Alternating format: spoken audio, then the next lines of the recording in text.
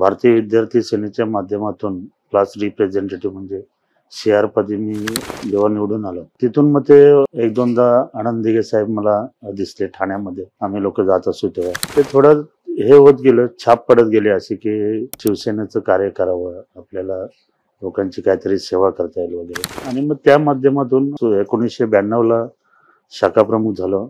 साबीरबाई होते, दिघे साहेब होते आणि कल्याणचे बरेचसे ज्येष्ठ मंडळी होते. ह्या भागामध्ये शाखा नसल्या कारणाने त्यांनी मग ती शाखा ओपन करायला सांगितली आणि तिथून मग ही वाटचाल माझी खऱ्या अर्थाने चालू झाली 1992 पासून. घरात असं वातावरण तर नव्हतं, कारण सामान्य कुटुंबातून आलेलं आहे ना, आणि एक खेडेगाव बाजूला असल्यामुळे जे राजकारण कल्याण शहरामध्ये व्हायचं किंवा डोंबिवली वगैरे, तेव्हा एकत्र मतदारसंघ होता आपला.